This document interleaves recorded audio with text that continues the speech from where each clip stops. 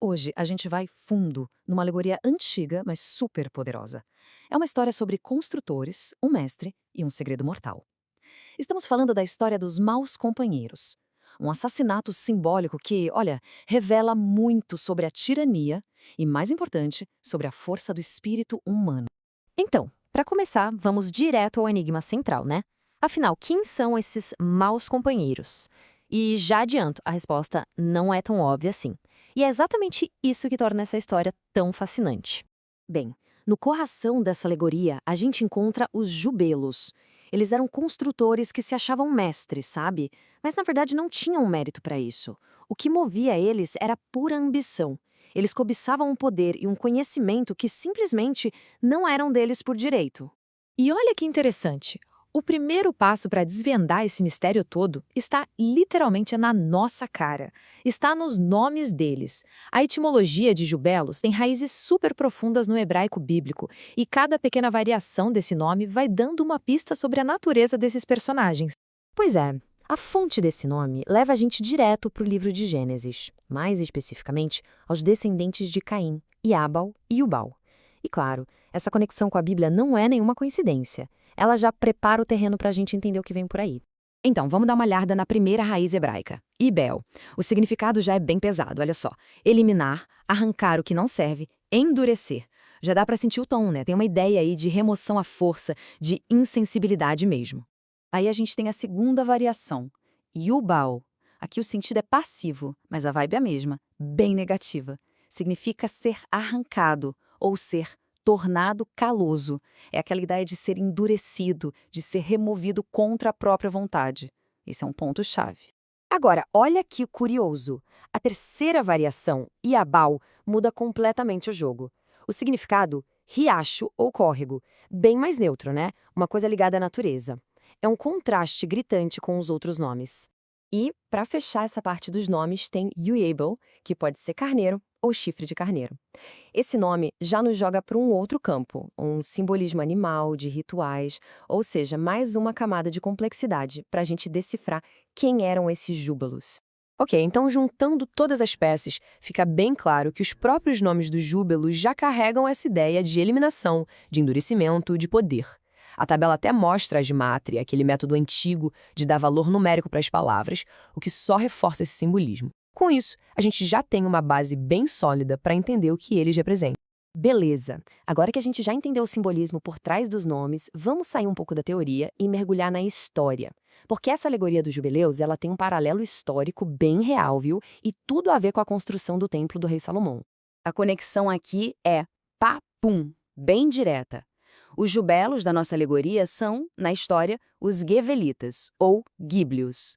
O que eles tinham em comum?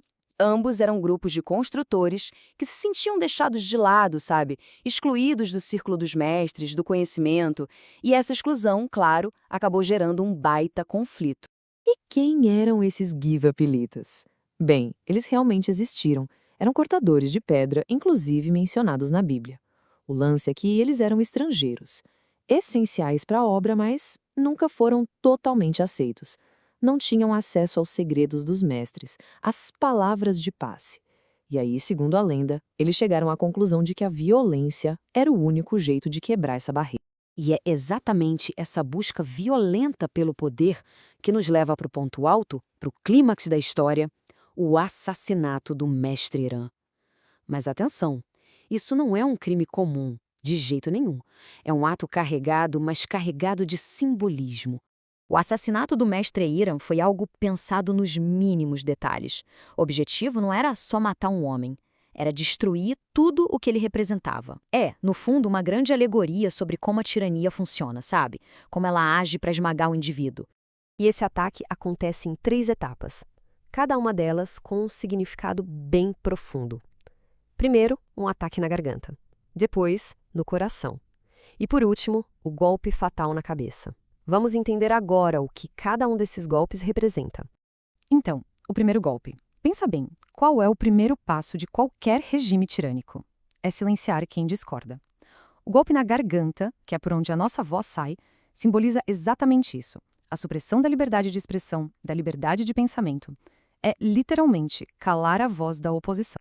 Depois de calar a voz, o ataque fica ainda mais pessoal, mais profundo. O segundo golpe, no coração, busca destruir o mundo interior da pessoa. É um ataque aos sentimentos, à honra, à família, à autoestima.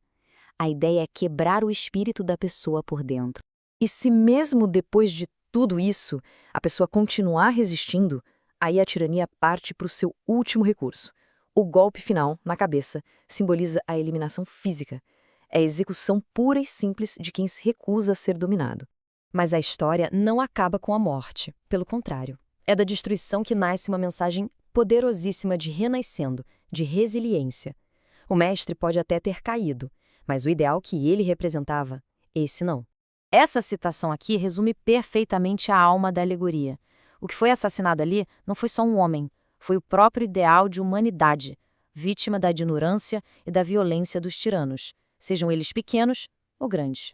E é aqui que vem a grande virada da história. A violência de fora para dentro pode destruir um corpo, claro, mas ela não consegue apagar uma ideia. Irão, aquele homem íntegro, ele ressurge, e ressurge ainda mais forte, no espírito de outros construtores que dão continuidade ao trabalho. E quem seria esse novo construtor? É o que a gente chama de o novo mestre. É o ser humano que consegue construir dentro de si mesmo um templo interno. Pensa numa fortaleza de força, de verdade, tão sólida que a violência dos tiranos não consegue alcançar. É alguém que, ao construir isso, supera a própria morte. É importante entender isto. A força desse novo mestre não vem de fora. Não é poder, não é status, não é dinheiro. Vem de dentro. É uma estrutura interna, toda construída sobre uma base que não dá para abalar: a verdade e a integridade. E no final, a alegoria vira um espelho. Ela deixa uma pergunta muito poderosa no ar para a gente pensar. Como é que se constrói esse templo interno? Como é que, no meio de tanta ignorância e tirania, se cultiva essa força interior e também se torna um novo mestre? A busca por essa resposta, talvez essa seja a verdadeira lição da história toda.